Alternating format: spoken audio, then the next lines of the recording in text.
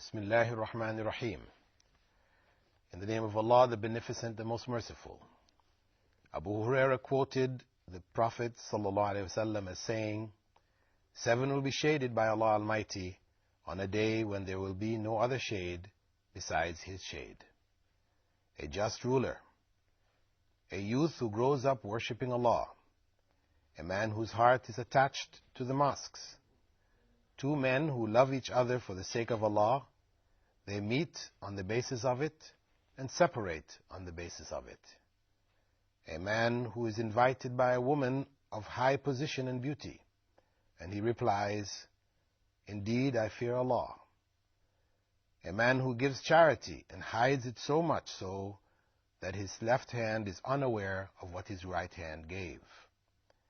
A man who remembers Allah in private, and his eyes become filled with tears.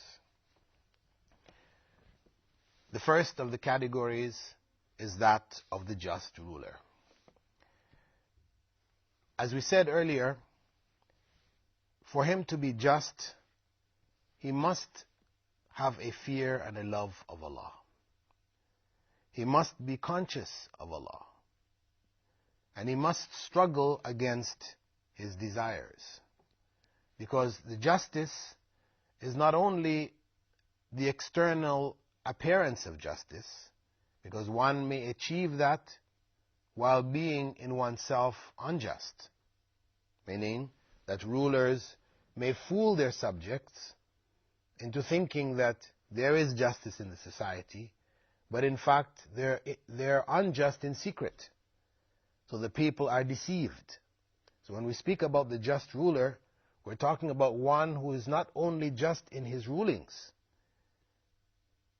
or in the appearance of justice, but that he himself, within himself, he is also just.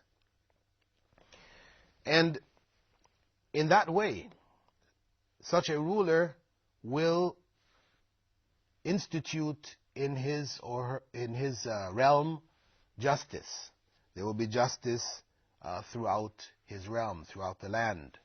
And when the Prophet ﷺ describes the Mahdi, for example, who will come as one of the signs of the last day, and Prophet Isa alayhi salam, who will come as one of the signs of the last day, he describes them as filling the earth with justice after there being oppression and corruption throughout the land.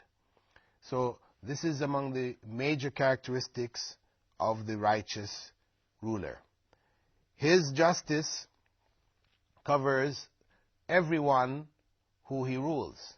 He is not just for the powerful in the society, but for the weak, his justice doesn't reach them. And the Prophet Muhammad ﷺ stressed this when he was approached by the family of a woman from the Makhzum tribe in Medina who had stolen. And of course the rule, she had stolen enough for her hand to be cut off. So they approached Usama ibn Zayd and asked him to intercede on the behalf of the woman with the Prophet Muhammad ﷺ. They chose Usama because they knew that he was particularly loved by the Prophet Muhammad ﷺ. He was the son of his former adopted son Zayd. When Usama spoke to the Prophet ﷺ on behalf of the woman, the Prophet ﷺ became extremely upset. And he gathered the people together. And he told them that what destroyed the people before, the generations that came before, was that when people applied the laws of the land, they would apply it to the poor, and the powerful would be excused. So he went on to say that if my own daughter Fatima stole, I would cut off her head. Making it very plain, very clear, that justice is for everybody. It is across the board. So the attitude that some Muslims take today, for example, where when dealing with other Muslims, they will be fair, etc., and just. But when dealing with non-Muslims, they will not be. This is not from Islam. For example, where a person, this is the issue of justice here, a person just in a store where he hasn't put prices on his goods. When a Muslim comes, he'll give them at one price, but when a non-Muslim comes, he will give them at a higher price.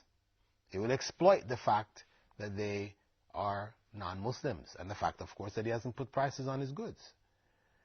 And when such a person is spoken to, they will argue, well, the non-Muslim is going to hell, and he doesn't really need the money. So if I can get extra money from him, it's okay. But no, this is not Islam. This is not Islam at all. In the Islamic way is to be just and fair, because when we talk about justice, we're talking really ultimately about fairness, to be fair with everybody. This is Islam.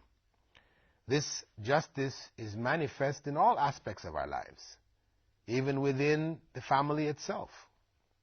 As the Prophet ﷺ had stressed the importance of justice and fairness between a man and his wives, for example. That a man who is unfair to one of his wives, he denies her rights, and he focuses only on one wife, leaving the other hanging, that he will come before Allah on the Day of Judgment with half of his body dragging on the ground, as a symbol of humiliation and degradation for his injustice. So Islam calls to justice in all of its teachings, and the ruler who is just, such a person is in a special category. We said he's in a special category because he has the ultimate decision. It is much easier for judges and all those under him to be just because he looks over them. He is in a position of authority over them. He can punish them if they go astray or they do not follow the principles, etc. But there's no one over him from the people of this world. Only Allah is over him as the ultimate ruler. So for him to maintain justice is, of course, extremely difficult. And this is why Allah has put him in this special category. Of course, what comes with his establishment of justice is that he also repels oppression in the society. Oppression which harms the various members of society. He is in fact removing harm from their way. And he is then also implementing Allah's laws throughout the land, throughout the realm. So all of this is of great benefit to the society as a whole, that just ruler. We know the impact that a just ruler can have on the society. I mean, we have the example, for example, of Umar ibn Abdul Aziz, who is sometimes referred to as the fifth of the righteous caliphs, who came after a rule which was like kingship. And the impact that he had on the society, though he only ruled for 2 years, was tremendous.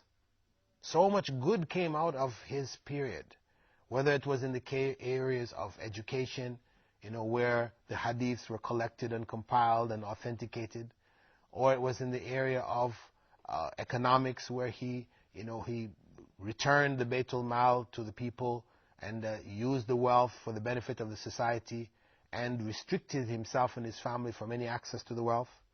I mean, all of these, the impact of a just ruler on the society as a whole is, it is of major importance.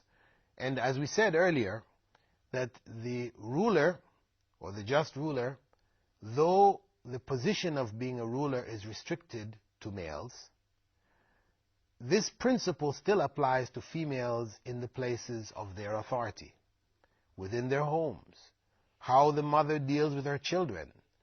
The issue of a just ruler will come into play, where Prophet Muhammad ﷺ, had instructed us to be just in the division and the giving of gifts in our families. For example, we don't give one child a gift and we don't give another.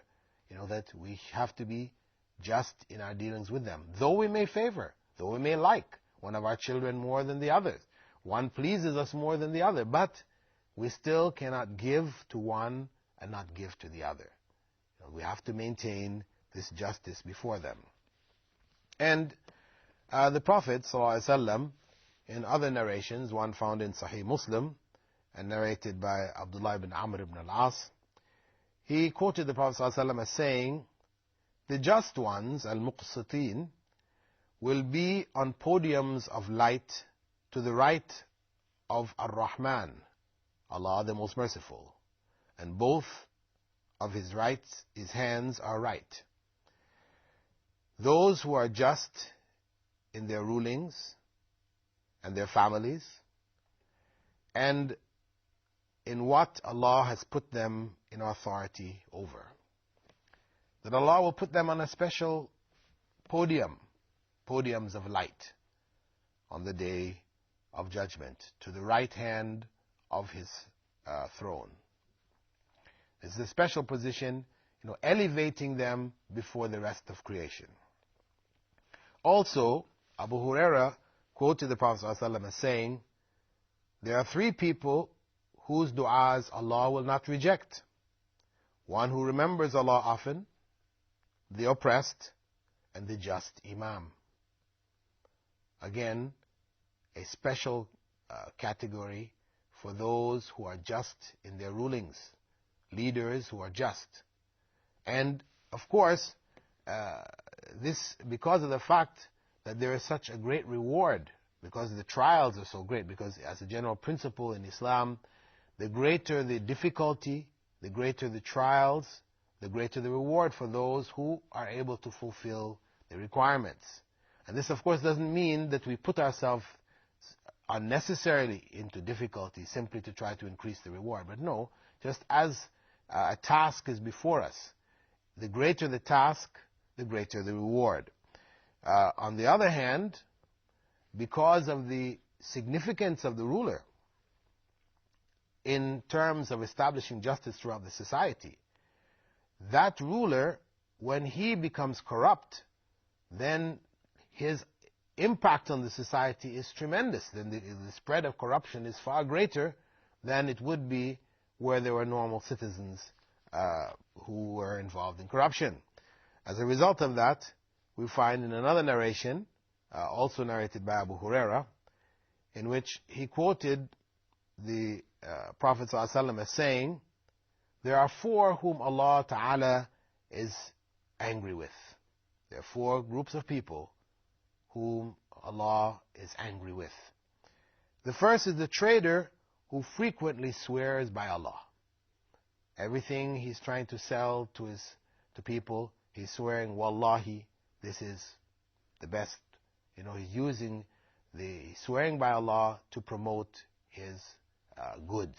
This hadith is in Sahih or in Sunan ibn Majah and Al-Muwatta. It's authentic. And this is something which those of us involved in trade need to reflect on, because it's a very common practice. So such people, Allah is extremely angry with. Also, the proud pauper, a person who is in need, but he is so proud that he will not take what he needs from others. Now, of course, on one hand, we have people who are shy to go and beg, and of course it's good. It's a good characteristic. But you have others who are proud in their poverty. For example, you'll find a person who is on the lower rungs of the society, economically, etc., but he will, be proud to say, I am a sharif, I am from the Prophet's family. This becomes a big issue and makes him feel better than others, even though in reality he is poor and at the bottom rungs of the society. Humility, Islam promotes, whereas pride is considered a great evil. The third category is that of the adulterous old man. An old man, a man who has reached the end of his life, who by now should have recognized his indiscretions, earlier indiscretions, whatever, things he should be repenting from, trying to get himself closer to Allah, seek forgiveness from sins, but he's still involved in corruption and adultery. Adultery at that stage in life is something particularly evil. A young person, Allah didn't put in this category. here. Prophet ﷺ didn't mention this category because the young person, he's driven by massive desires, whereas the old person, desires are down. So there's no excuse. And then the last category is the sinful imam, the imam who is corrupt. These are hated by Allah. With that, dear viewers, we've come to the end of this segment.